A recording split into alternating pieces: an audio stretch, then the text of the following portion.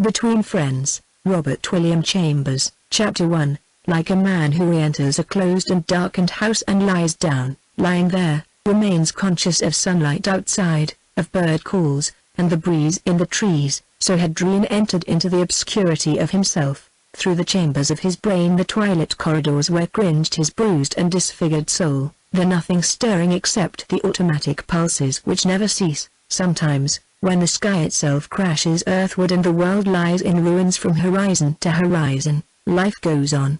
The things that men live through and live. But no doubt death was too busy elsewhere to attend to Dreen. He had become very lean by the time it was all over.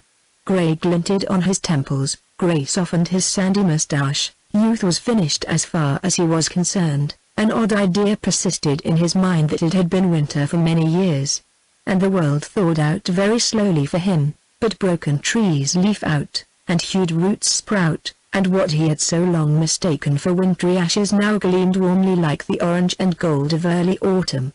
After a while he began to go about more or less little excursions from the dim privacy of mind and soul, and he found the sun not very grey, and a south wind blowing in the world once more. Guare and Gilda were in the studio that day on business. Dreen continued to modify his composition in accordance with Gilda's suggestions. Guare, always curious concerning Dreen, was becoming slyly impudent, and listened to me. Gilda, what the devil's a woman between friends?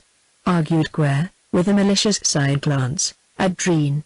You take my best girl away from me, but I don't, remarked his partner dryly. For the sake of argument, you do. What happens? Do I raise hell? No. I merely thank you. Why? Because I don't want her if you can get her away. That, he added, with satisfaction, is philosophy. Isn't it, Dreen? Gilda intervened pleasantly. I don't think Dreen is particularly interested in philosophy. I'm sure I'm not.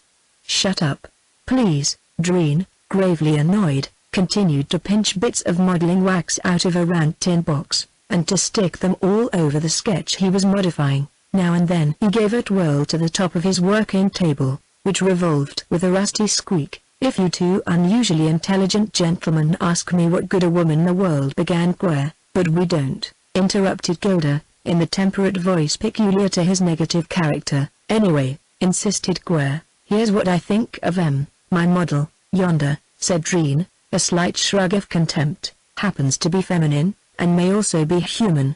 Be decent enough to defer the development of your rather tiresome theory. The girl on the model stand laughed outright at the rebuke, stretched her limbs and body, and relaxed, launching a questioning glance at Dreen. All right, rest a bit, said the sculptor, smearing the bit of wax he was pinching over the sketch before him.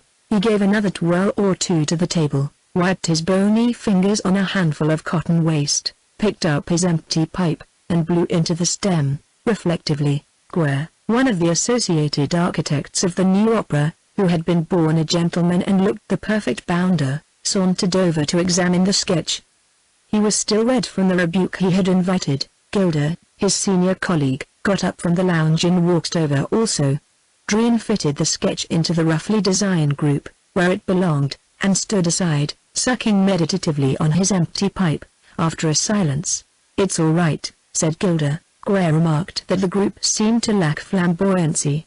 It is true, however, that, except for Gilda's habitual restraint, the celebrated firm of architects was inclined to express themselves flamboyantly, and to interpret Renaissance in terms of Baroque. She's some girl, added Guare, looking at the lithe, modelled figure, and then half turning to include the model, who had seated herself on the lounge, and was now gazing with interest at the composition sketched in by Dreen for the facade of the new opera. Carpux and his eternal group, it's the murderous but inevitable standard of comparison, mused Dreen, with a whimsical glance at the photograph on the wall.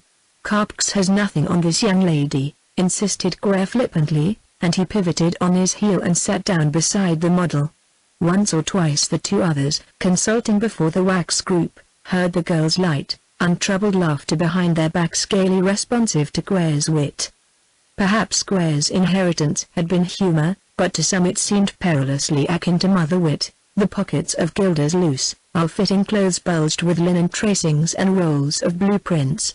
He and Dreen consulted over these for a while, semi-conscious of Guerre's bantering voice and the girl's easily provoked laughter behind them. And, finally, "All right, Gilda," said Dream briefly.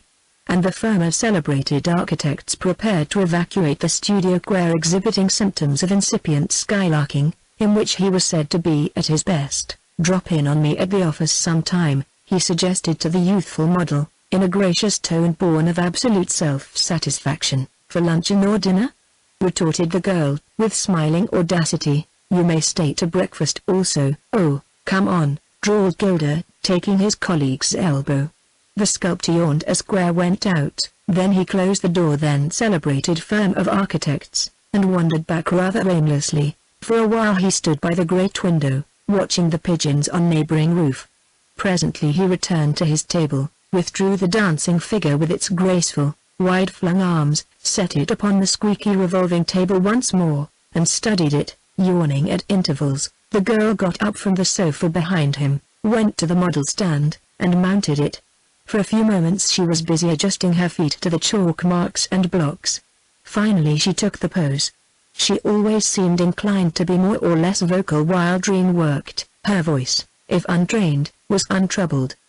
Her singing had never bothered Dream, nor, until the last few days, had he even particularly noticed her blithe drilling as a man afield, preoccupied, is scarcely aware of the wild bird's gay irrelevancy along the way. He happened to notice it now, and a thought passed through his mind that the country must be very lovely in the mild spring sunshine. As he worked, the brief visualization of young grass and the faint blue of skies, evoked, perhaps, by the girl's careless singing, made for his dull concentration subtly pleasant environment. "May I rest?" she asked at length. "Certainly, if it's necessary. I've brought my lunch." "It's 12, she explained.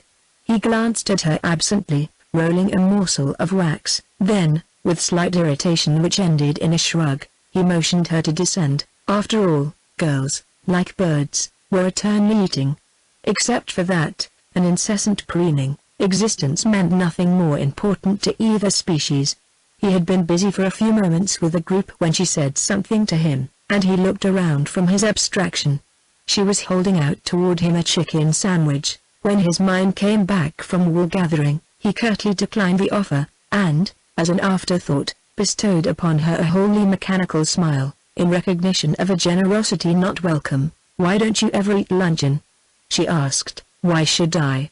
he replied, preoccupied. "It's bad for you not to. Besides, you are growing thin." "Is that your final conclusion concerning me, Cecile?"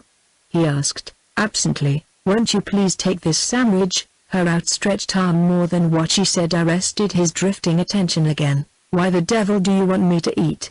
he inquired, fishing out his empty pipe and filling it. "You smoke too much. It's bad for you. It will do very queer things to the lining of your stomach if you smoke your luncheon instead of eating it." He yawned. "Is that so?" he said. "Certainly it's so. Please take this sandwich." He stood looking at the outstretched arm, thinking of other things, and the girl sprang to her feet, caught his hand, opened the fingers, placed the sandwich on the palm. Then, with a short laugh as though slightly disconcerted by her own audacity, she snatched the pipe from his left hand and tossed it upon the table.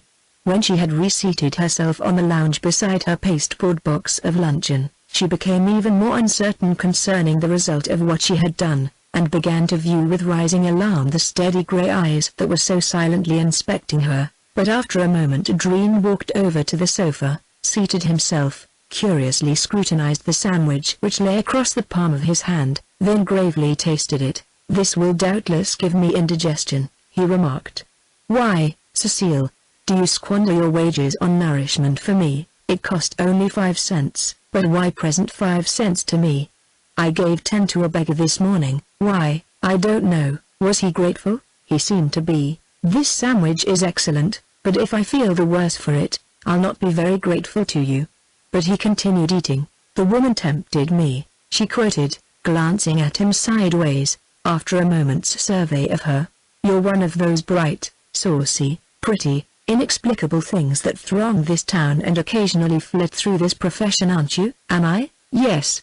Nobody looks for anything except mediocrity. You're one of the surprises. Nobody expects you, Nobody can account for you, but you appear now and then, here and there, anywhere, even everywhere, a pretty sparkle against the grey monotony of life, a momentary flash like a golden mote afloat in sunshine. And what then? She laughed. What then? What becomes of you? Where do you go? What do you turn into? I don't know. You go somewhere, don't you? You change into something, don't you? What happens to you, petite shy girl, when the sunshine is turned off and the snow comes? I don't know, Mr. Dreen. She broke her chocolate cake into halves and laid one on his knee. Thanks for further temptation, he said grimly. You are welcome. It's good, isn't it? Excellent. Adam liked the apple, too. But it raised hell with him. She laughed, shot a direct glance at him, and began to nibble her cake, with her eyes still fixed on him. Once or twice he encountered her gaze, but his own always wandered absently elsewhere. You think a great deal, don't you? She remarked. Don't you? I try not to too much. What? He asked, swallowing the last morsel of cake. She shrugged her shoulders. What's the advantage of thinking? He considered her reply for a moment, her blue and rather childish eyes, and the very pure oval of her face.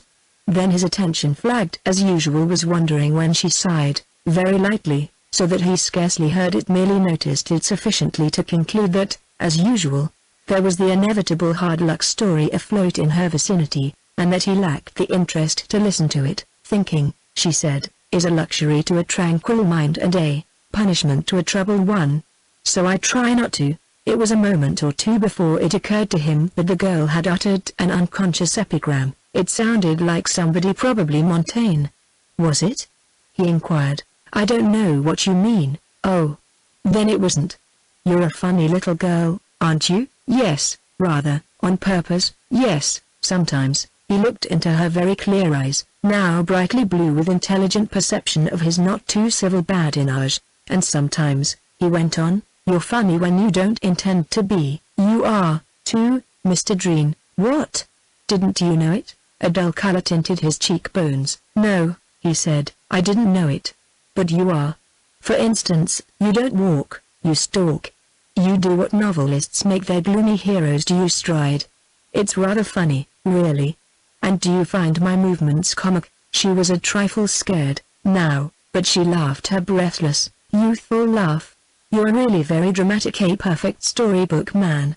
But, you know, sometimes they are funny when the author doesn't intend them to be. Please don't be angry. Why the impudence of a model should have irritated him he was at a loss to understand, unless there lurked under that impudence a trace of unflattering truth. As he sat looking at her, all at once, and in an unexpected flash of self-illumination, he realized that habit had made of him an actor, that for a while, a long while, a space of time he could not at the moment conveniently compute, he had been playing a role merely because he had become accustomed to it. Disaster had cast him for a part. For a long while he had been that part. Now he was still playing it from sheer force of habit. His tragedy had really become only the shadow of a memory. Already he had emerged from that shadow into the everyday outer world. But he had forgotten that he still wore a somber makeup and costume which in the sunshine might appear grotesque. No wonder the world thought him funny. Glancing up from a perplexed and chagrined meditation, he caught her eye and found it penitent, troubled, and anxious. You're quite right, he said, smiling easily and naturally. I am unintentionally funny. And I really didn't know it, didn't suspect it until this moment. Oh, she said quickly. I didn't mean I know you are often unhappy. Nonsense, you are. Anybody can see, and you really do not seem to be very old, either when you smile. I'm not very old, he said, amused. I'm not unhappy, either. If I ever was. The truth is that I've almost forgotten by this time what it was all about. A woman, she quoted, between friends, and checked herself, frightened that she had dared interpret Guerre's malice. He changed countenance at that. The dull red of anger clouded his visage. Oh, she faltered, I was not saucy, only sorry. I have been sorry for you so long. Who intimated to you that a woman ever played any part in my career? It's generally supposed. I don't know anything more than that. But I've been sorry. Love is a very dreadful thing, she said under her breath. Is it? He asked, controlling a sudden desire to laugh. Don't you think so? I have not thought of it that way, recently. I haven't thought about it at all for some years. Have you? He added, trying to speak gravely. Oh, yes. I have thought of it, she admitted. And you conclude it to be a rather dreadful business? Yes, it is. How? Oh, I don't know. A girl usually loves the wrong man. To be poor is always bad enough, but to be in love, too, is really very dreadful. It usually finishes us, you know. Are you in love? He inquired, managing to repress his amusement. I could be. I know that much. She went to the sink, turned on the water, washed her hands, and stood with dripping fingers looking about for a towel. I'll get you one, he said. When he brought it, she laughed and held out her hands to be dried. Do you think you're a sultana? He inquired, draping the towel across her outstretched arms and leaving it there. I thought perhaps you'd dry them, she said sweetly. Not in the business, he remarked, and lighted his pipe. Her hands were her particular beauty, soft and snowy. She was much in demand among painters, and had posed many times for pictures of the Virgin, her hands usually resting against her breast. Now she bestowed great care upon them, thoroughly drying each separate, slender finger. Then she pushed back the heavy masses of her hair, a miracle of silk and sunshine, as Square had whispered to her. That same hair, also, was very popular among painters. It was her figure that fascinated sculptors. Are you ready? Grunted Dreen. Work presently recommenced. She was entirely accustomed to praise from men, for her general attractiveness, for various separate features in what really was an unusually lovely ensemble. She was also accustomed to flattery, to importunity, to the ordinary variety of masculine solicitation, to the revelation of genuine feeling, to, in its various modes of expression, sentimental, explosive, insinuating the entire gamut. She had remained, however, untouched, curious and amused, perhaps, yet quite satisfied, so far, to be amused, and entirely content with her own curiosity. She coquetted when she thought it safe, learned many things she had not suspected, was more cautious afterwards, but still, at intervals, ventured to use her attractiveness as a natural lure, as an excuse, as a reason, as a weapon, when the probable consequences threatened no embarrassment or unpleasantness for her. She was much liked, much admired, much attempted,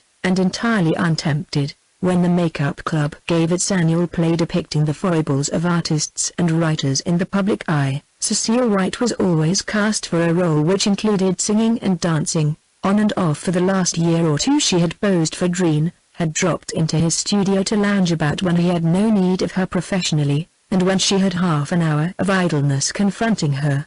As she stood there now on the model stand, gazing dreamily from his busy hands to his lean, intent features, it occurred to her that this day had not been a sample of their usual humdrum relations.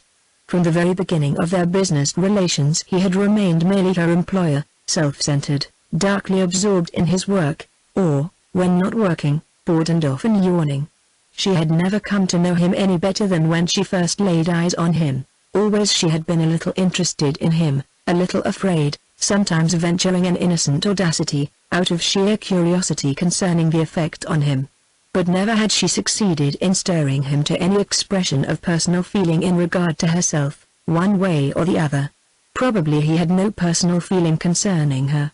It seemed odd to her, model and master thrown alone together, day after day, usually became friends in some degree. But there had been nothing at all of camaraderie in their relationship, only a colorless, professional sans gene, the informality of intimacy without the kindly essence of personal interest on his part.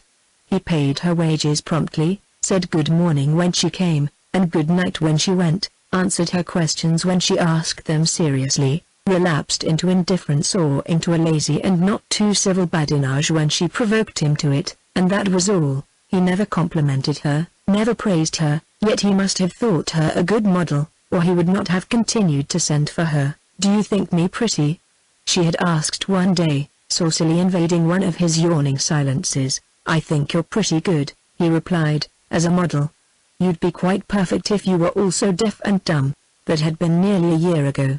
She thought of it now, a slight heat in her cheeks as she remembered the snub, and her almost childish amazement, and the hurt and offended silence which lasted all that morning, but which, if he noticed at all, was doubtless entirely gratifying to him. "May I rest, if it's necessary?" She sprang lightly to the floor, walked around behind him, and stood looking at his work. "Do you want to know my opinion?" she asked. "Yes," he said, with unexpected urbanity, "if you are clever enough to have an opinion." "What is it?" she said, looking at the wax figure of herself and speaking with deliberation. "In the last hour you have made out of a rather commonplace study an entirely spontaneous and charming creation." "What?" he exclaimed, his face reddening with pleasure at her opinion, and with surprise at her mode of expressing it. "It's quite true. That dancing figure is wholly charming. It is no study, it is pure creation." He knew it, was a little thrilled that she, representing to him an average and mediocre public, should recognize it so intelligently, as though, she continued, you had laid aside childish things. "What?" he asked, surprised again at the authority of the expression. "Academic precision and the respectable excellencies of theater. You have put away childish things and become a man." "Where did you hear that?" he said bluntly. "I heard it when I said it. You know, Mr. Dreen, I am not wholly uneducated, although your amiable question insinuates as much. I'm not unamiable. Only I didn't suppose." "Oh, you never have supposed anything concerning me. So why are you surprised when I express myself with fragmentary intelligence?" "I'm sorry, listen to me. I'm not afraid of you anymore. I've been afraid for 2 years. Now, I'm not. Your study is masterly. I know it. You know it. You didn't know I knew it. You didn't know I knew anything. And you didn't care." She sat down on the sofa, facing him with a breathless smile. "You don't care what I think, what I am, what interests I may have, what intellect, what of human desire, hope, fear, ambition animates me, do you? You don't care whether I am ignorant or educated, bad or good, ill or well, as long as it does not affect my posing for you, whether I am happy or unhappy, whether I, for heaven's sake, but you don't care. Do you?" He was silent. He stood looking at her in a stupid sort of way. After a moment or two she rose, picked up her hat, went to the glass and pinned it on, then strolled slowly back, drawing on her gloves. "It's 5 o'clock, you know, Dreen." "Yes, certainly. Do you want me tomorrow?" "Yes. Yes, of course. You are not offended?" He did not answer. She came up to him and repeated the question in a childishly anxious voice that was a trifle too humble. And looking down into her eyes he saw a gleam of pure mischief in them. "You little villain," he said, and caught her wrists. "A lot you care whether I am offended." She looked away from him, turning her profile. Her expression was inscrutable. After a silence he dropped her wrists with a vague laugh. "You should have let me alone," he said. "The woman tempted me," she repeated, still looking away from him. He said nothing. "Good night," she nodded, and turned toward the door. He went with her, falling into step beside her. One arm slipped around her waist as they entered the hallway. They walked slowly to the door. He unlatched it, hesitated, she moved 1 foot forward, and he took a step at the same time, which brought her across his path so closely that contact was unavoidable. And he kissed her. "Oh," she said. "So you are human after all. I often wondered." She looked up, trying to laugh, but could not seem to take it as coolly as she might have wished to. "Not that a kiss is very important in these days," she continued, "yet it might interest you to hear that a friend of yours rather fancies me. He wouldn't like you to do it." But she lifted her blue eyes with faint malice. "What is a woman between friends? Who is he?" "Jack Greylock." Dreen remained motionless. "I haven't encouraged him," she said. "Perhaps that is why he fancies you, why he asked me to marry him." It was the only thing he had not asked. He asked that, after he realized it was the only way, "I suppose," she said coolly. Dreen took her into his arms and kissed her deliberately on the mouth. Looking up at him she said, "After all, he is your friend, isn't he? A friend of many years. But, as you say, what is a woman between friends?" "I don't know," said the girl. And, still clasped in his arms, she bent her head, thoughtfully, considering the question, and as though she had come to some final conclusion, she raised her head, lifted her eyes slowly, and her lips, to the man whose arms enfolded her.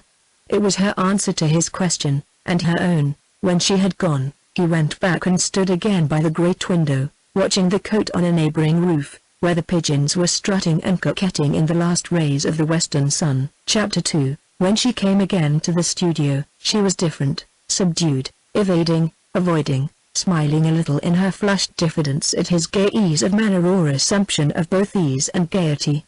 He was inclined to rally her, tease her, but her reticence was not all embarrassment. The lightest contact, the slightest caress from him, added a seriousness to her face, making it very lovely under its heightened color, and strangely childlike. Model and master they would have remained no longer had it been for him to say, he desiring now to make it a favor and concession on her part to aid him professionally, she gravely insisting on professionalism as the basis of whatever entente might develop between them, as well as the only avowed excuse for her presence there alone with him. Please. It's respectable, she insisted, her agreeable, modulated voice.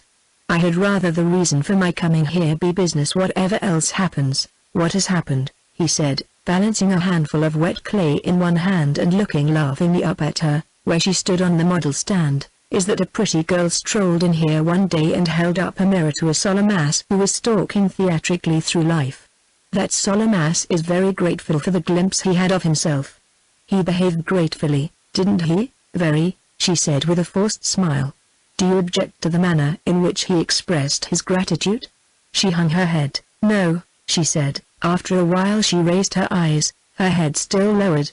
He was working, darkly absorbed as usual in the plastic mass under his fingers. She watched him curiously, not his hands, now, but his lean, intent face, striving to penetrate that masculine mask, trying to understand.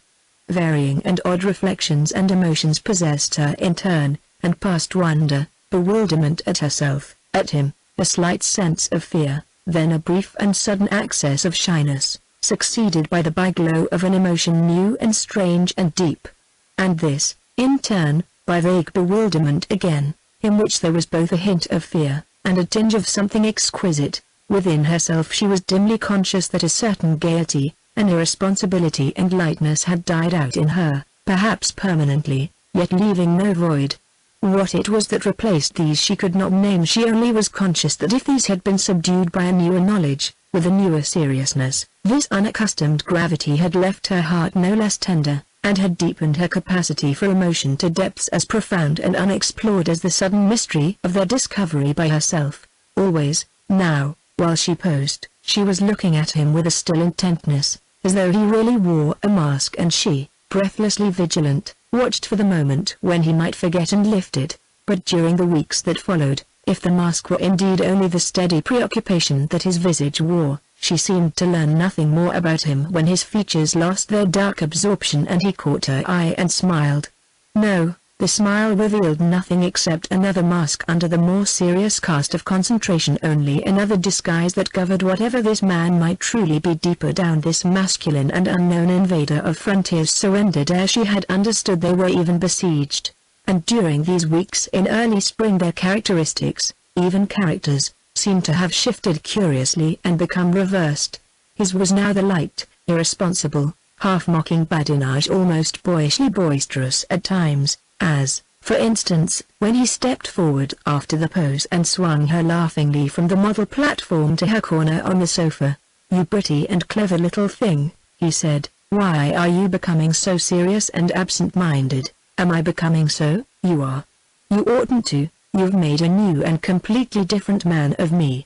As though that were an admirable achievement, or even of any particular importance.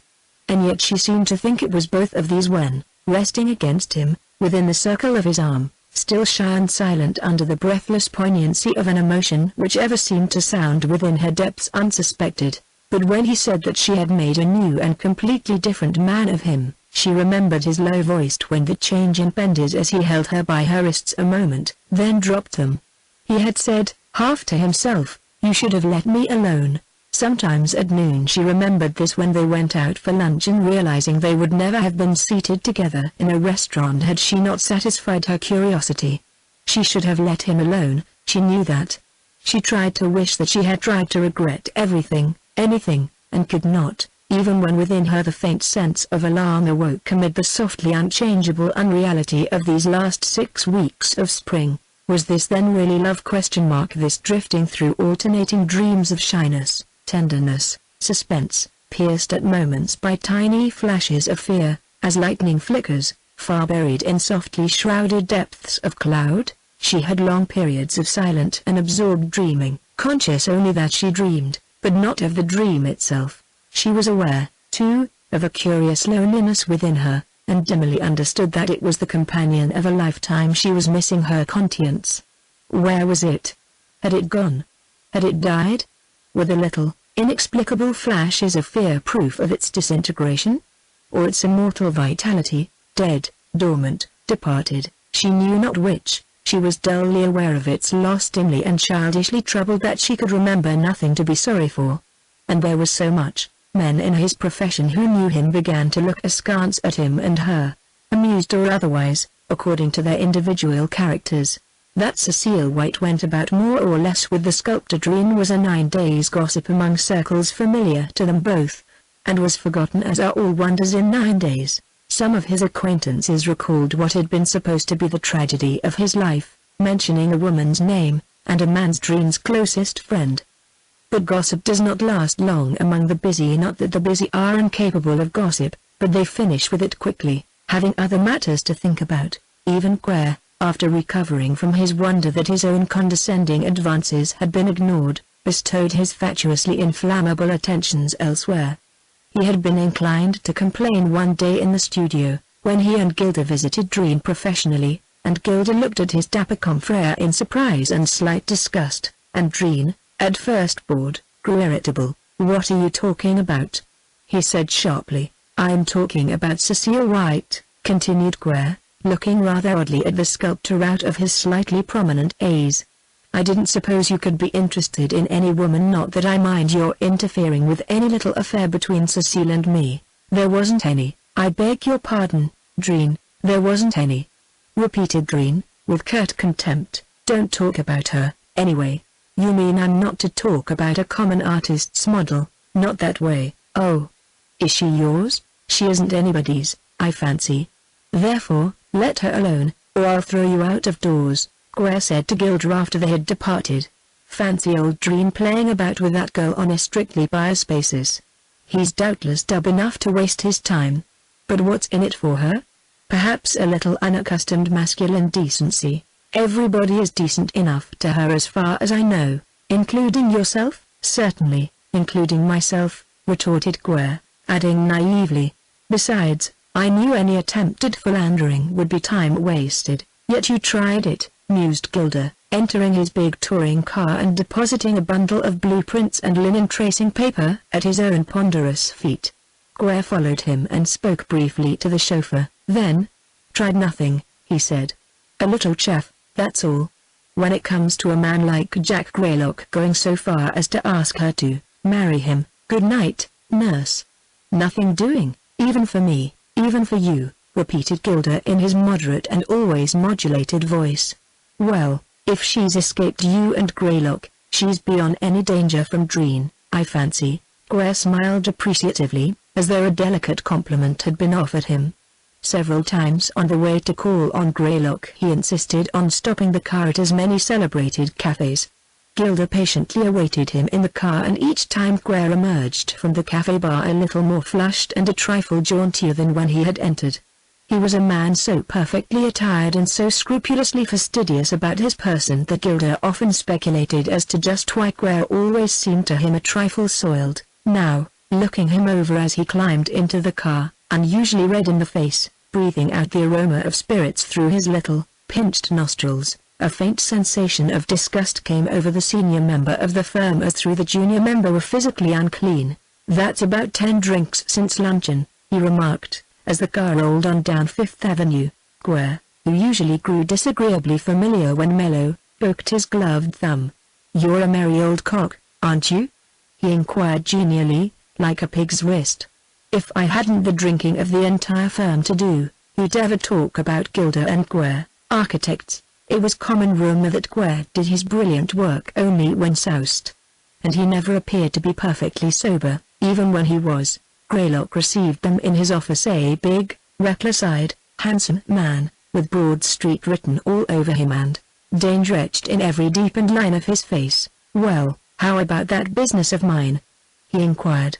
"It's all right to keep me waiting, of course, while you and Quare here match for highballs at the Ritz. I had to see Dreen, that's why we are late," explained Gilda. "We're ready to go ahead and let your contracts for you." "Dreen?" interrupted Greylock, looking straight at Gilda with a curious and staring intensity. "Why drag Dreen into an excuse?" "Because we went to his studio," said Gilda. "Now about letting the contracts, were you at Dreen's studio?" "Yes. He's doing the groups for the new opera for us." Quare, watching Greylock, was seized with a malicious impulse. "Neat little skirt he has up for that white girl," he remarked, seating himself on Greylock's polished table. A dull flush stained Greylock's cheekbones, and his keen eyes turned on Quare. The latter lighted the cigarette, expelled the smoke in two thin streams from his abnormally narrow nostrils. "Some skirt," he repeated. "And it looks as though old Dreen had her number," Gilda's level voice interrupted. "The contracts are ready to be," but Greylock, not heeding, and perhaps not hearing, and looking all the time at Quare, said slowly, "Dreen isn't that kind." "Is he, our kind, you mean?" inquired Quare, with a malice so buried under flippancy that the deliberate effrontery passed for it with Greylock. Which amused Quare for a moment, but the satisfaction was not sufficient. He desired that Greylock should feel the gaff. "Dreen," he said, "is one of those fussers who jellify when hurled on their necks, the kind that ask that kind of girl to marry them after she's turned down everything else they suggest." Greylock's square jaw tightened and his steady eyes seemed to grow even paler, but Quare, as though perfectly unconscious of this man's record with the wife of his closest friend, and of the rumors which connected him so seriously with Cecile White, swung his leg unconcernedly, where it dangled over the table's edge, and smiled frankly and knowingly upon Greylock. "There's always somebody to marry that sort of girl. All mush isn't on the breakfast table. When you and I are ready to quit, Greylock, Providence has created a species of man who settles our bills." He threw back his head, inhaled the smoke of his cigarette, sent two thin streams through his nose. "Maybe Dreen may marry her himself. But I don't believe he'll have to. Now, about those contracts." He affected a yawn. "Go on and tell him, Gilda," he added, his words distorted by another yawn. He stepped down to the floor from his perch on the table, stretched his arms, looking affably all the while at Greylock, who had never moved a muscle. "I believe you had a run-in with that Cecile girl once, didn't you, Greylock? Like the rest of us, eh? Oh, well, my hat off to old Dreen if he wins out. I hold no malice. After all, Greylock, what's a woman between friends?" And he nodded gaily at Greylock and sauntered leisurely to the window, and kept his back turned, fearful of exploding with laughter in the very face of the man who had been staring at him out of pale, unchanging eyes so steadily and so long. Gilda's patient, awed, but moderate voice was raised once more. "In regard to the letting of these contracts," but Greylock, staring at Quare's back, neither heeded nor heard him, for his brain was still ringing with the mockery of Quare's words. "What is a woman between friends?" And now, for the first time, he was beginning to understand what the answer might be. Chapter 3. She had not posed for Dreen during the last 2 weeks, and he had begun to miss her, after his own fashion, that is. He thought of her when not preoccupied and sometimes desired her companionship when unoccupied, and one evening he went to his desk, rummaged among notebooks, and scribbled sheets of paper, until he found her address, which he could never remember, wrote it down on another slip of paper, pocketed it, and went out to his dinner. But as he dined, other matters reoccupied his mind, matters professional, schemes little and great, broad and in detail, which gradually, though not excluding her entirely, quenched his desire to see her at that particular time. Sometimes it was sheer disinclination to make an effort to communicate with her, sometimes, and usually, the self-centering concentration which included himself and his career, as well as his work, seemed to obliterate even any memory of her existence. Now and then, when alone in his shabby bedroom, reading a dull book, or duly preparing to retire, far in the dim recesses of heart and brain a faint pain became apparent, if it could still be called pain, this vague ghost of anger stirring in the ashes of dead years, and at such moments he thought of Greylock, and of another, and the partly paralyzed emotion, which memory of these two evoked, stirred him finally to think of Cecile. It was at such times that he always determined to seek her the next day and continue with her what had been begun, an intimacy which depended upon his own will, a destiny for her which instinct whispered was within his own control.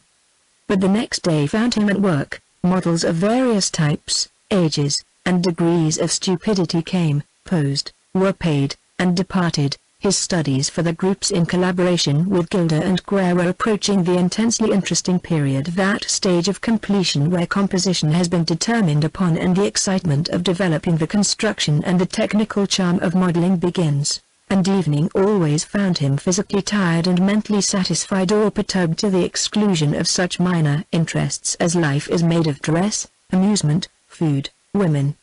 Between a man and a beloved profession in full shock of embrace there is no real room for these or thought of these.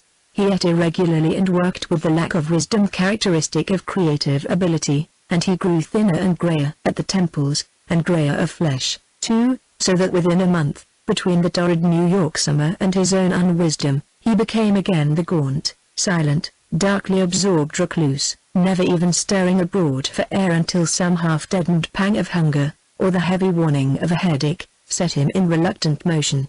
He heard of Cecile now and then. Crosby had used her for a figure on a fountain destined to embellish the estate of a wealthy young man somewhere or other. Greer employed her for the central figure of innocence in his lovely and spring-like decoration for some western public edifice. Greer had met her several times at Manhattan Beach with various and assorted wealthy young men, and one evening Gilder came alone to his studio and found him lying on the lounge, his lank, muscular hands, still clay-stained, hanging inert to the floor above an evening paper fallen there. "Hello, Gilder," he said, without rising, as the big architect shambled loosely through the open doorway. "How are you, Dreen? All right. It's hot, there's not a breath of air. It looks like a thunderstorm in the west." He pulled up a chair and sprawled on it, wiping his grey features with a damp handkerchief. "Dreen," he said, "a philanthropic guy of sorts wants to add a chapel to the church at Shallow Brook, Long Island. We've pinched the job. Can you do an altarpiece?" "What sort?" "They want a virgin. It's to be called the Chapel of the Annunciation. It's for women to repair to under certain and natural circumstances. I've so much on hand. It's only a single figure barring the dove. Why don't you do it? There are plenty of other men. They want you. There'll be no difficulty about terms." Dreen said with a shrug. "Terms are coming to mean less and less to me, Gilder. It costs very little for me to live." He turned his grey, tired face. "Look at this bun of a place, and go in there and look at my bedroom. I have no use for what are known as necessities. Still, terms are terms. Oh, yes. A truck may run over me. Even at that, I've enough to live life out as I am living it here between these empty walls and that expanse of glass overhead. That's about all life holds for me, a sheet of glass and 4 empty walls and a fistful of wet clay. Are you a trifle morbid, Dreen?" "I'm not by any means, I merely prefer to live this way. I have sufficient means to live otherwise if I wish. But this is enough of the world to suit me. Gilder and I can go to a noisy restaurant to eat in when I'm so inclined." He laughed a rather mirthless laugh and glanced up, catching a peculiar expression in Gilder's eyes. "You're thinking," said Dreen coolly, "what a god I once set up on the altar of domesticity. I used to talk a lot once, didn't I? A hell of a clamor I made in eulogy of the domestic virtues. Well, only idiots retain the same opinions longer than 24 hours. Fixity is imbecility. The inconstant alone progress. Dissatisfaction is only a synonym for intelligence. Contentment translated means stagnation. I have changed my opinion concerning the virtues of domesticity," Gilder said, in his even, moderate voice. "Your logic is weird, Dreen. In one breath you say you have changed your opinion, in another that you are content, in another that contentment is the fixedness of imbecility." Dreen, reddening slightly, half rose on one elbow from his couch. "What I meant was that I change in my convictions from day to day, without reproaching myself with inconstancy. What I believed with all my heart to be sacred yesterday I find a barrier today, and push it aside and go on. Toward what? I go on, that's all I know, toward sanctuary." "You mean professionally, in every way, ethically, spiritually?" The gods of yesterday, too, were very real yesterday. Dreen, a man may change and progress on his way toward what never changes. But standards remained fixed. They were there in the beginning, they are immutable. If they shifted, humanity could have no goal. Is there a goal? Where are you going, then? Just on. In your profession there is a goal toward which you sculptors all journey. Perfection? Gilda nodded, but, smiled Dreen, no two sculptors ever see it alike. It is still perfection. It is still the goal to the colorblind and normal alike. Whatever they call it, however, they visualize it. That is its only importance, it is the goal. In things spiritual the same obtains whether one's vision embraces nirvana, or the Algonquin ocean of light, or a pallid Christ half hidden in floating clouds. Dreen, it is all one, all one. It is not the goal that changes, only our intelligence concerning its existence and its immortality. Dreen lay looking at him. You never knew pain, real pain, did you? The world never ended for you, did it?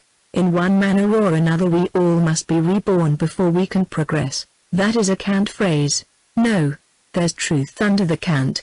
Under all the sleek, smooth, canty phrases of ecclesiastic proverb, precept, axiom, and law, there is truth worth the sifting out. You are welcome to think so, Gilda. You also could come to no other conclusion if you took the trouble to investigate. Dreen smiled. Morals are no more than folkways, merely mental condition consequent upon custom. Spiritual beliefs are radically dependent upon folkways and the resultant physical and mental condition of the human brain which creates everything that has been and that is to be. Physiology has proven that no idea, no thought, ever originated within the concrete and physical brain. I've read of those experiments. Then you can't ignore a conclusion. I haven't reached a conclusion. Meanwhile, I have my own beliefs. That's all that's necessary, said Gilda, gravely, to entertain some belief, temporary or final. He smiled slightly down at Dreen's drawn, grey visage. You and I have been friends of many years, Dreen, but we have never before talked this way. I did not feel at liberty to assume any intimacy with you, even when I wanted to, even when you were in trouble. He hesitated. Go on, grunted the other. I'm out of trouble now. It's a whimsical notion, no, it's a belief semicolon. I just wanted to tell you one or two things concerning my own beliefs. Temporary? I don't know. It doesn't matter, they are beliefs. And this is one. All physical and mental ills are created only by our own minds. Christian Science? Sneered Dreen. Call it what you like, said Gilda serenely. And call this what you like. All who believe worthily will find that particular belief true in every detail after death. What do you call that? Demanded Dreen, amused. God knows. It seems to be my interpretation of the goal. I seem to be journeying toward it without more obstacles and more embarrassments to encounter than confront the wayfarer, who professes any other creed. After a while Dreen sat up on his couch. How did all this conversation start? He asked uneasily. It was about the Virgin for that chapel we are going to do. That's part of my belief. Those who pray for her intercession will find her after death, interceding. He smiled. If any intercession be necessary between us and him who made us, and those unlisted millions who importune Muhammad and Buddha, they shall find Muhammad and Buddha, who importune them worthily. And Christ? He bears that name also. Oh.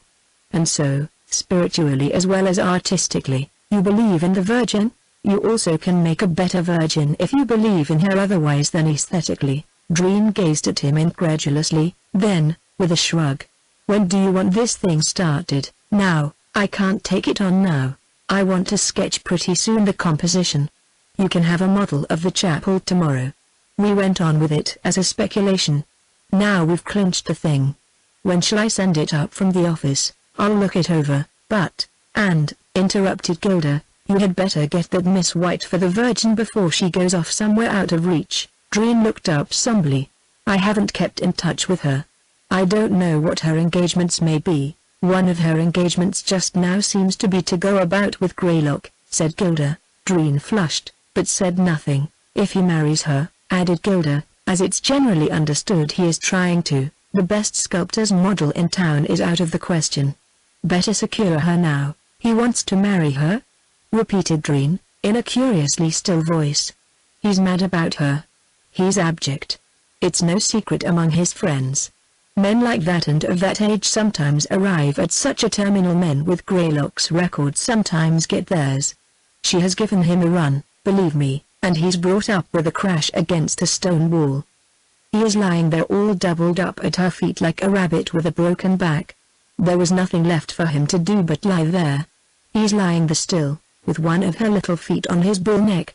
All the town knows it. He wants to marry her, repeated Green, as though to himself. She may not take him at that. They're queer, some women. I suppose she'd jump at it if she were not straight. But there's another thing. Gilda looked curiously at Green. Some people think she's rather crazy about you. Green gazed into space. But that wouldn't hurt her, added Gilda, in his calm, pleasant voice. She's a straight little thing, white and straight. She could come to no harm through a man like you. Green continued to stare at space. So, continued the other, confident, when she recovers from a natural and childlike infatuation for you she'll marry somebody. Possibly even such a man as Greylock might make her happy. You can't ever tell about such men at the 11th hour. Green turned his eyes on him. There was no trace of color in his face. Aren't you pretty damn charitable? Charitable? Well, I'm so inclined, I fancy. You'd be content to see that girl marry a dog like that? I did not say so. I am no judge of men. No man knows enough to condemn souls. Green looked at him. Well, I'll tell you something. I know enough to do it. I had rather damn my soul and hers, too, than see her marry the man you have named. It would be worth it to me. After a strained silence, Gilda said, there is a mode of dealing with those who have injured you, which is radically different. I deal with such people in my own fashion, but, after all, the infamy is Greylock's. Why oblige him by sharing it with him? Do you know what he did to me and mine? A few of us know, said Gilda, gently. You're old friends. There came a pale, infernal flicker into Green's eyes. I'll take your commission for that altarpiece, he said. What is it? An Annunciation? Chapter 4. Composition had been determined upon, and the sketch completed by the middle of August. Cecile had sat for him every day from 9 until 5, every evening they had dined together at the seashore or other suburban and cool resorts. Together they had seen every summer entertainment in town, had spent the cooler, starlit evenings together in his studio, chatting, reading loud sometimes discussing her work in hand or other subjects of her moment, even topics covering a wider and more varied range than he had ever before discussed with any woman. He seemed to have become utterly changed. The dark preoccupation had been absent from his face. The gauntness, the greyness, seemed to have become subdued. The deep lines of pain, imperceptible at times, smoothed out and shadowed in an almost gay resurgence of youth. If, during the first week or two of her companionship, his gaiety had been not entirely spontaneous, his smile shadowed with something duller, his laughter a trifle forced, she had not perceived it in her surprised and shyly troubled preoccupation with this amazing and delightful transfiguration. At first she scarcely knew what to look for, what to expect from him, from herself, when she came into the studio after many weeks of absence, and she always halted in the doorway, trembling a little, as always, when in contact with him. But he was very delightful, smiling, easy, and deferential enough to reassure her with a greeting that became him, as he saluted her pretty hand, held it a moment in possession, laughingly, and released it. From the moment of their reunion he had never touched her, save for a quick, firm, smiling hand clasp in the morning and another at the night's parting. Now, little by little, she was finding herself delightfully at ease with him, emerging by degrees from her charming bewilderment out of isolation to a happy companionship never before shared with any man, nor even vaguely had she dreamed that Dream could be such a man, such a friend. Never had she imagined there was in him such kindness, such patience, such gentleness, such comprehension, such virile sense and sympathy, and never, now, was her troubled consciousness aware of anything disquieting in his attitude, of anything to perturb her. He seemed to enjoy himself like a boy, with her companionship, wholly, heartily, without any motive other than the pleasure of the moment, and so, little by little, she gave herself up to it too, in the same fashion, unguardedly, frankly, innocently revealing herself to him by degrees as their comradeship became deliciously unembarrassed. He was making a full-length study in clay now. All day long she sat there enthroned, her eyes partly closed, the head lifted a trifle and fallen back, and her lovely hands resting on her heart, and sometimes she strove to imagine something of the divine moment which she was embodying, pondering, dreaming, wondering, and sometimes, in the stillness, through her trance crept a thrill, subtle, exquisite, as though in faint perception of the heavenly moment. And once, into her half-dream senses came the soft stirring of wings, and she opened her eyes and looked up, startled and thrilled. But it was only a pigeon which had come through the great window from the cote on the adjacent roof, and which circled above her on whimpering wings for a moment and then sheered out into the sunlight. They dined together at a roof garden that evening. The music was particularly and surprisingly good, and what surprised him even more was that she knew it and spoke of it. And continued speaking of music, he not interrupting. Reticent hitherto concerning her antecedents, he learned now something of them and inferred more. Nothing unusual, a musical career determined upon, death intervening, dragging over her isolation the steel meshes of destitution, the necessity for self-support, a friend who knew a painter who employed models, not anything unusual, not even dramatic. He nodded as she ended. Have you saved anything? $100. That's fine, she smiled, then sighed unconsciously. You are thinking, he said, that youth is flying. She smiled wistfully. Youth is the time to study. You are thinking that, too. She nodded. You could have married. Why? She asked, troubled. To obtain the means for a musical education. She gazed at him in amazement. Then, I could go out on the street, too, as far as that is concerned. It would be no more disgraceful. Folkways sanction self-sale, when guaranteed by the clergy, he said. She turned her head and he saw the pure, cold profile against the golden table lamp, and he saw something else under the palms beyond. Greylock's light eyes riveted upon them both. You know, he said, under his breath, that I shall not marry you.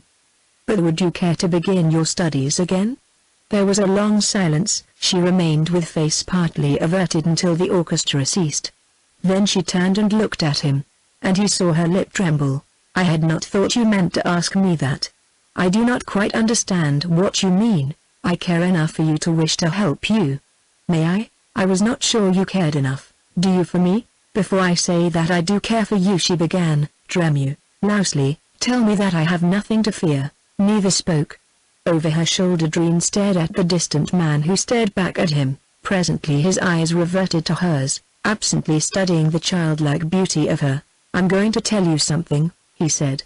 Love is no more wonderful than hate, no more perfect, no more eternal. And it is less fierce, and not as strong. What? She whispered, bewildered at the sinister change in him. And I want to tell you another thing. I am alone in the world. What I have devised to you in case I step out suddenly. He paused, hesitated, then, also I desire you to hear something else, he went on. This is the proper time for you to hear it. I think now tonight. He lifted his blazing eyes and looked at the other man. There was a woman, he said, she happened to be my wife. Also there was my closest friend, and myself. The comedy was cast. Afterwards she died abroad. I believe he was there at the time, kept up a semblance, but he never married her. And I do not intend to marry you. After a moment, and that, she whispered, is why you once said to me that I should have let you alone. Did I say that to you? Yes. She looked up at him, straight into his eyes. But if you care for me, I do not regret that I did not let you alone. I shall not marry you. Her lip trembled, but she smiled. That is nothing new to me, she said. Only one man has offered that. Why didn't you take him? He asked, with an ugly laugh. I couldn't. I cared for you, and now, he said, are you afraid of me? Yes, a little. He leaned forward suddenly. You'd better steer clear of me. Her startled eyes beheld in him a change as swift as his words. Fair warning. He added, look out for yourself. Everything that was brutal in him, everything ruthless and violent had marred his features so that all in a moment the mouth had grown ugly and a hard, bruised look stamped the pallid muscles of his features and twitched at them. You're taking chances from now on, he said. I told you once to let me alone. You'd better do it now. And he stared at the distant man. I told you that hate is more vital than love. It is. I've waited a long time to strike. Even now it isn't in me to do it as I have meant to do it. And so I tell you to keep away from me, and I'll strike in the old-fashioned way, and end it tonight." Stunned by his sudden and dreadful metamorphosis, her ears ringing with his disjointed incoherencies, she rose, scarcely knowing what she was doing, scarcely conscious that he was beside her, moving lightly and in silence out into the brilliant darkness of the streets. It was only at her own door that he spoke again, standing there on the shabby steps of her boarding house, the light from the transom yellowing his ghastly face. Something snapped. He passed an unsteady hand across his eyes. "I care very deeply for you. They'll make over to you what I have. You can study on it, live on it, modestly. What is the matter? Are you ill?" She stammered, white and frightened, but he only muttered that she had her warning and that she should keep away from him, and that it would not be long before she should have an opportunity in life. And he went his way, not looking back. When he reached his studio, the hall was dark.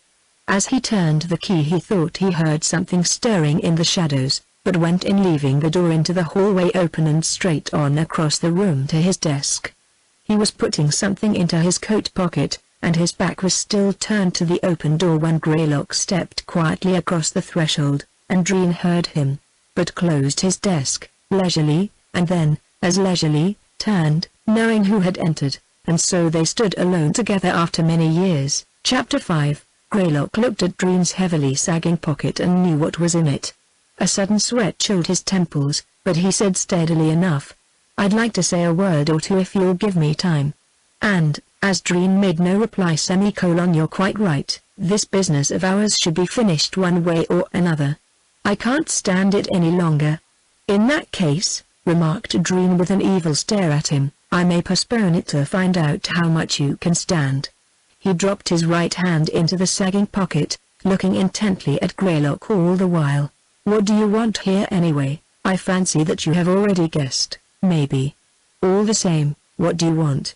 Fumbling with his bulging pocket for a moment and then remaining motionless, Greylock's worn eyes rested on the outline of the shrouded weapon. He stood eyeing it absently for a moment, then seated himself on the sofa, his heavy eyes shifting from one object to another. But there were few objects to be seen in that silent place. A star overhead glimmering through the high expanse of glass above. Otherwise grey monotony of wall, a clay shape or two swathed in wet clothes, a narrow ring of lamplight, and formless shadow. "It's a long time, Dreen."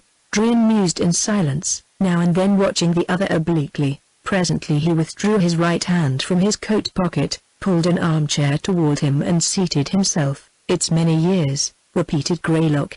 "I expected you to do something before this." "Were you uneasy?" sneered Dreen. Then he shrugged, knowing that Greylock was no coward. Sorry, he had intimated as much. Like a man who deals a premature and useless blow, he sat brooding for a while, his lean dangerous head lowered sideways as though listening, his oblique glance always covering Greylock. "I suppose you'll be surprised when I tell you one reason that I came here," said Greylock. "Do you suppose you can still surprise me by anything you may say or do?" The man remained silent, sitting with his hands tightly clasped on his knees. "Dreen," he said, in a low voice, "don't strike at me through this young girl." Dreen began to laugh, unpleasantly. "Are you in love with her?" "Yes." "You know it," Dreen said, still laughing. "It's the common rumor. You may imagine it amuses your friends if you have any left." Greylock spoke in a voice that had a ghostly sound in the great room. "Don't harm her, Dreen. It is not necessary. I shall never see her again if that will content you." Dreen laughed. "I never saw my wife again. Did that help me?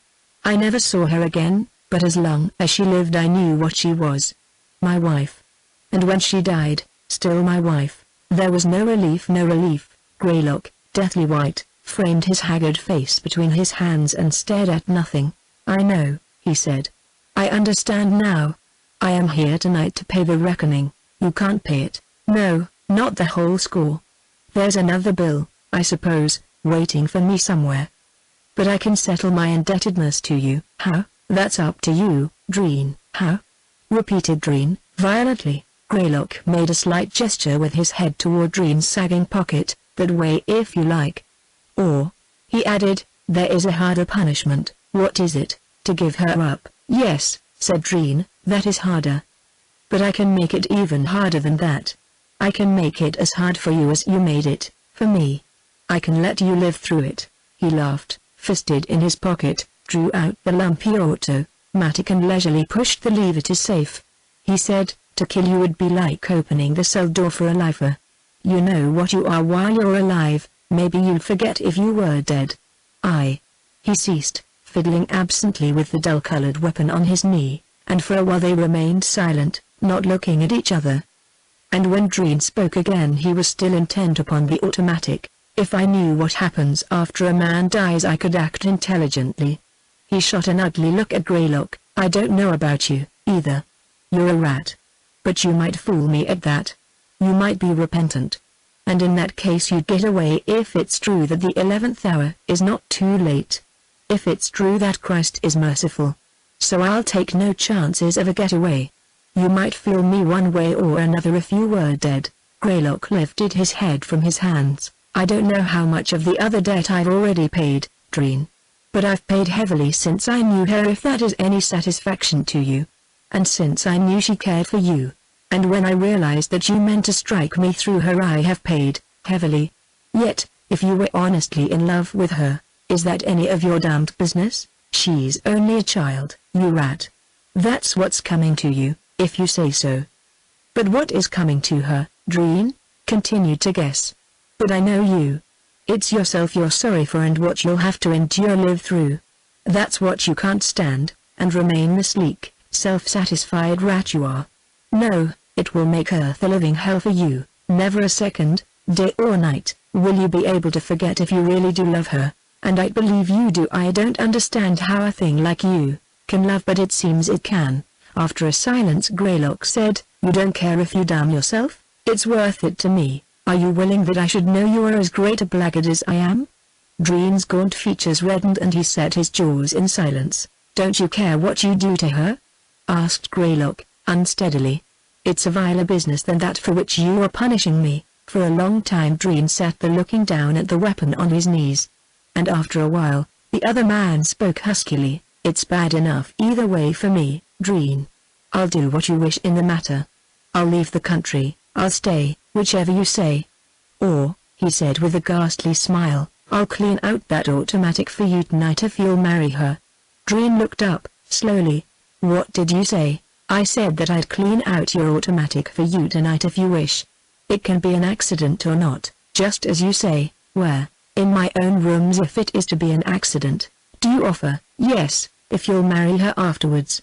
If you say you will I'll take your word, and then you'll be out of your misery, you damned coward, God knows.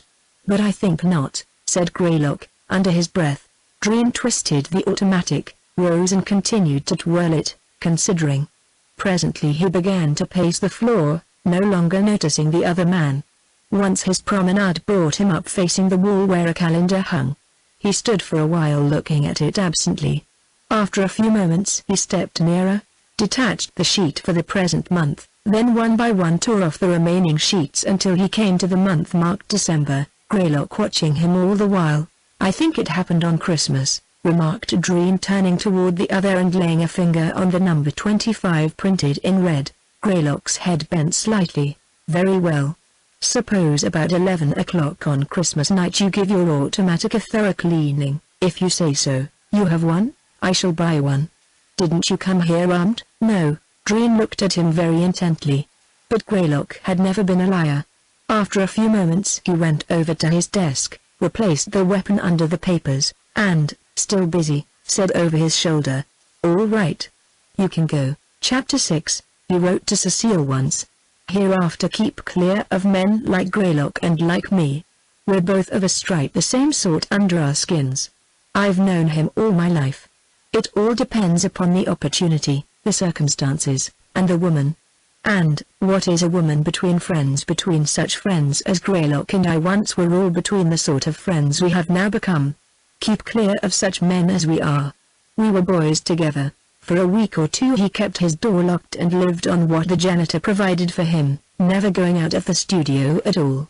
He did no work, although there were several unexecuted commissions awaiting his attention and a number of sketches, clay studies, and one marble standing around the studio in various stages of progress. The marble was the Annunciation. The head and throat and slender hands were completed, and one slim naked foot. Sometimes he wandered from one study to the next, vaguely-eyed, standing for a long time before each, staring, lost in thought. Sometimes, in the evening he read, choosing a book at random among the motley collection in a corner case, a dusty, soiled assortment of books, ephemeral novels of the moment, ponderous volumes which are in everybody's library but which nobody reads, sets of histories, memoirs, essays, beautifully bound and once cared for, but now dirty from neglect, jetsam from a wrecked home. There had been a time when law, order and neatness formed the basis of Dream's going forth and coming in. He had been exact, precise, fastidious. He had been sensitive to environment, a lover of beautiful things, a man who deeply appreciated any symbol that suggested home and hearth and family. But when these three were shattered in the twinkling of an eye, something else broke, too. And he gradually emerged from chaos, indifferent to all that had formerly been a part of him, a silent, emotionless, burnt-out thing, callous to all that he had once cared for. Yet something of what he had been must have remained latent within him, for with unimpaired precision and logic he constructed his clay and chiseled his marble, and there must have been in him something to express, for the beauty of his work, spiritual and material, had set him high among the highest in his profession. Sometimes sorrow changes the dross from the lamp of the spirit so that it burns with a purity almost unearthly. Sometimes sorrow sears, rendering the very soul insensible, and sometimes sorrow remains under the ashes, a living coal steadily consuming all that is noble, hardening all that is ignoble, and is extinguished, leaving a devil behind it fully equipped to slay the crippled soul. Alone in his studio at night, motionless in his chair, Dream was becoming aware of this devil. Reading by lamplight he grew conscious of it, recognized it as a companion of many years, now understanding that although pain had ended, hatred had remained, hiding, biding, and very, very quiet. And suddenly this hatred had flamed like hellfire, amazing even himself that day when, lifted out of his indifference for an instant by a young girl's gaiety and with a smile, half responsive, on his own unaccustomed lips, he had learned from her in the same instant, that the man he had almost ceased to remember was honestly in love with her, and suddenly he knew that he hated and that he should strike, and that there could be no comparison in perfection between hatred and what perhaps was love. Sometimes, at night, lying on the studio couch, he found himself still hesitating. Could Greylock be reached after death? Was it possible? If he broke his word after Greylock was dead, could he still strike and reach him through the woman for whose sake he, Greylock, was going to step out of things? That occupied his mind continually, now. Was there anybody who could tell him about such matters? Did clergymen really know whether the soul survived? And if it did, and if truly there were a hell, could a living man add anything to its torments for his enemy's benefit? One day the janitor, lingering, ventured to ask Dream whether he was feeling quite well. Yes, said Dream, I am well. The janitor spoke of his not eating. And, as Dream said nothing, he mentioned the fact that Dream had not set foot outside his own quarters in many weeks. Dream nodded. I expect to go for a walk this evening, but he did not. He lay on his couch, eyes open in the darkness, wondering what Greylock was doing, how he lived, what occupied his days, what were the nights of a condemned man like. Did Greylock sleep?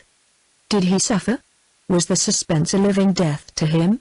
Had he ever suspected him, Dream, of treachery after he, Greylock, had fulfilled his final part of the bargain? For a long time, now, a fierce curiosity concerning what Greylock was thinking and doing had possessed Dream. What does a man, who is in good physical health, do, when he is at liberty to compute to the very second how many seconds of life remain for him? Dream's sick brain ached with the problem day and night. In November the snow fell.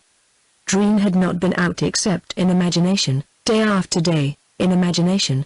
He had followed Greylock, night after night, slyly, stealthily, shirking after him through busy avenues at midday, lurking by shadowy houses at midnight, burning to see what expression this man wore, what was imprinted on his features, obsessed by a desire to learn what he might be thinking with death drawing nearer.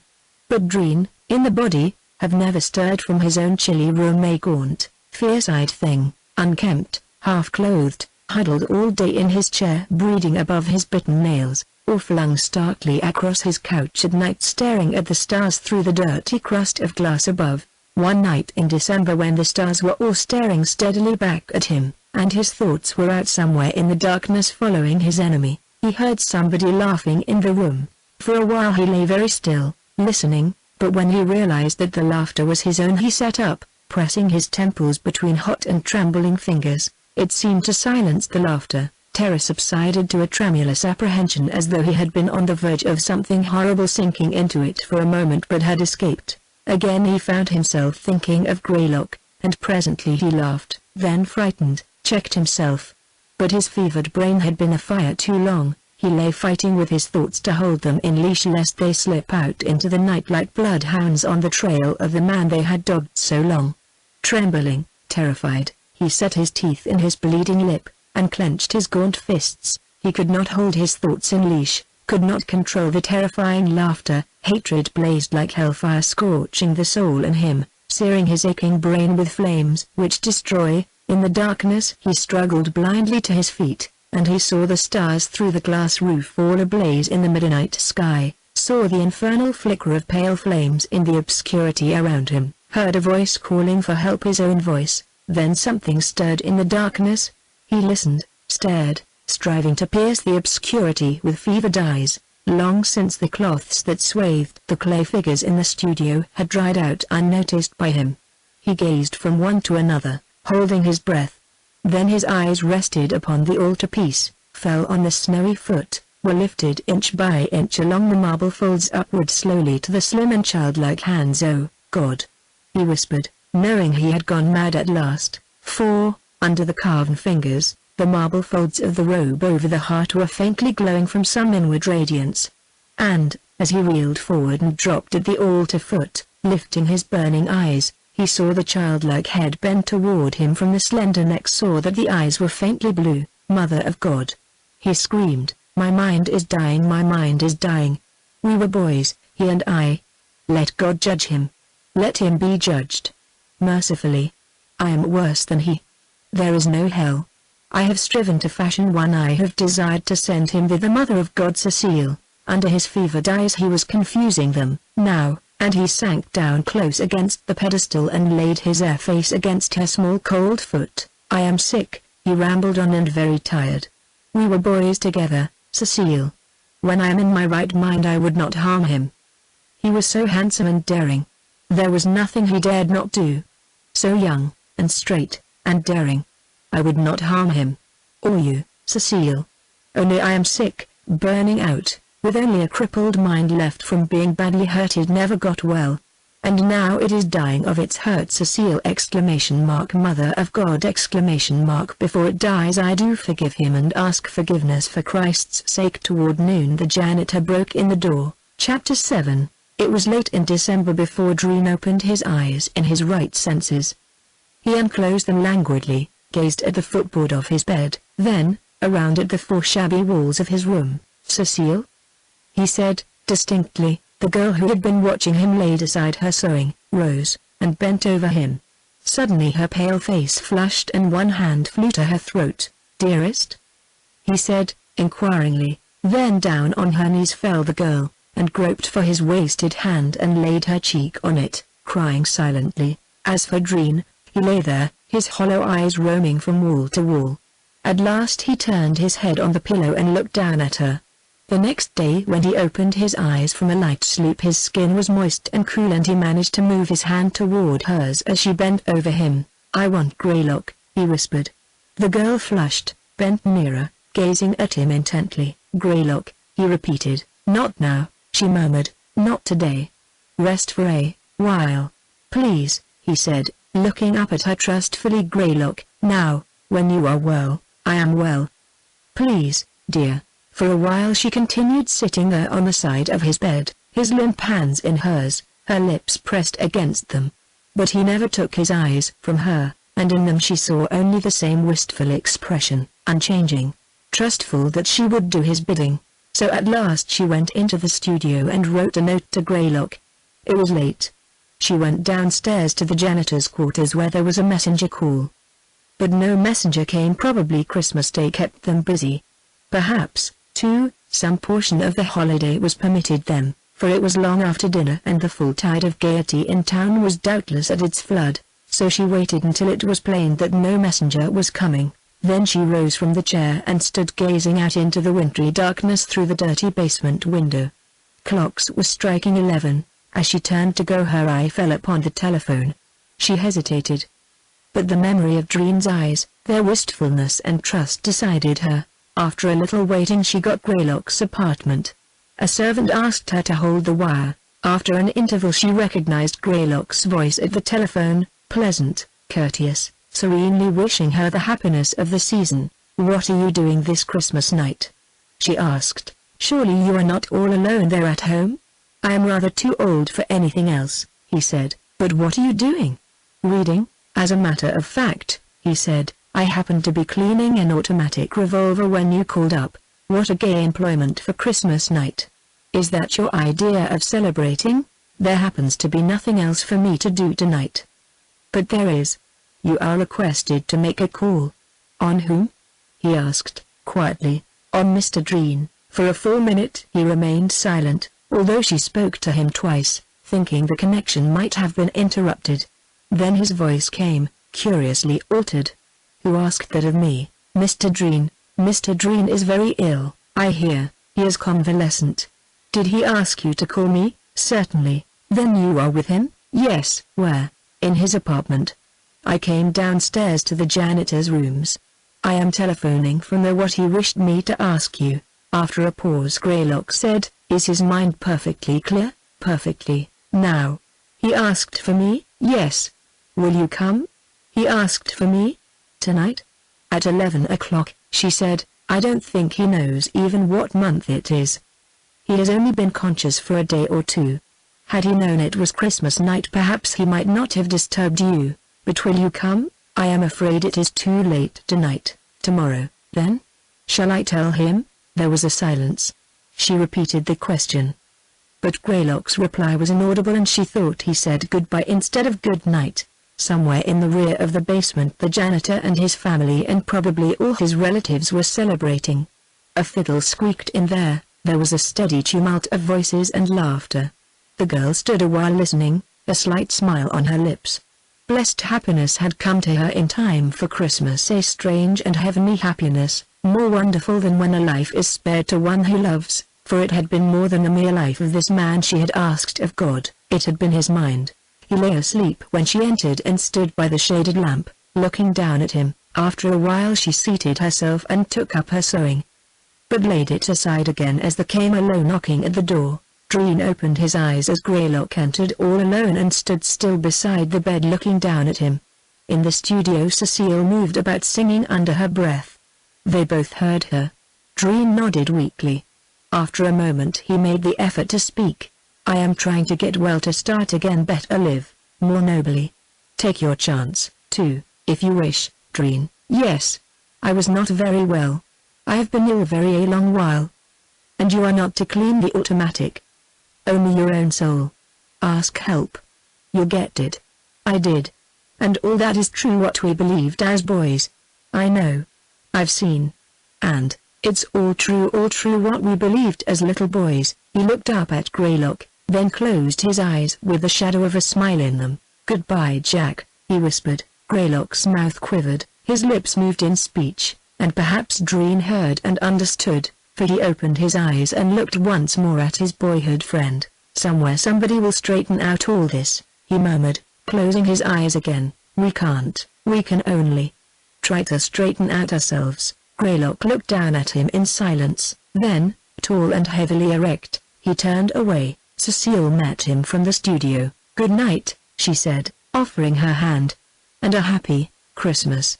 I hope you will not be lonely." He took her hand, gravely, thanked her, and went his way forever. For a few minutes she lingered in the doorway connecting Dreen's bedroom with the studio.